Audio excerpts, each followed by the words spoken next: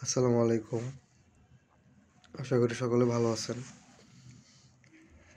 আমি চ্যানেলটিতে ধারাবাহিকভাবে যে ভিডিও দেওয়ার কথা বলেছিলাম প্রথম ভিডিওতে, তারই ধারাবাহিকতা রক্ষার্থে আজকে তৃতীয় দিন। আজকে এই ভিডিওটি আমি আমার চ্যানেলে আপলোড দেব। তো গতানুগতিকভাবে আজকেও বাইক নিয়ে বের হয়েছিলাম দুপুর পরে। তো আসলে ভুল বলে কিছু নেই। আমি মনে করি প্রত্যেকটাতেই কোনো না কোনো একটা শিক্ষা আছে যেটা পরবর্তীতে কাজে লাগে। তো সেরকমই আজকে একটা শিক্ষা হইল।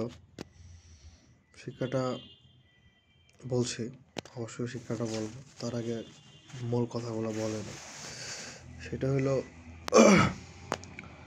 আজকে আমি মিরপুরের দিকে যাই, ওইখান থেকে গাবতলীর দিকে একটা ট্রিপ পাই।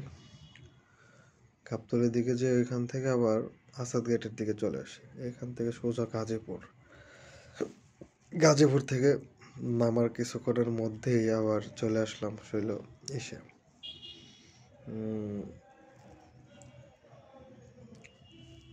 রামপুরা। তো সব মিলে আলহামদুলিল্লাহ ভালোই।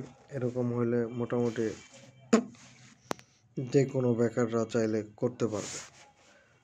1000 খানেক টাকা প্রত্যেক দিন ইনকাম করা কোনো ব্যাপার না, করা যাবে, এটা অনায়াসে করা যাবে।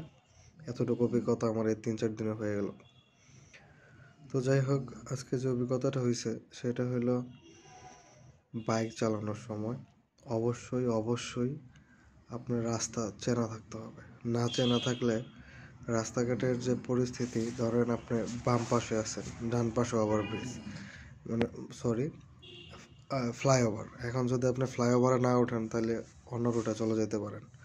কিংবা ধরেন আপনি ডান পাশে আছেন, এখন যদি আপনি বাম পাশে না যেতে পারেন তাহলে ফ্লাইওভার দিয়ে অন্য কোনো একটা রাস্তার পাশে চলে যাবেন, যেখান থেকে আপনার ঘুরতে ঘুরতে অনেক সময় লেগে যাবে। তো এই জন্য আগে রাস্তাটা চেনার চেষ্টা করতে হবে। তার জন্য আপনি ম্যাপ অনুসরণ করতে পারেন। ম্যাপ যথেষ্ট ভালো দেখায়, যদি ম্যাপ বুঝতে পারেন তবে তো ভালো। তো এইরকম প্রত্যেক দিন কিছু না কিছু সমস্যার সম্মুখীন হইতেছি আর অভিজ্ঞতা হইতেছে।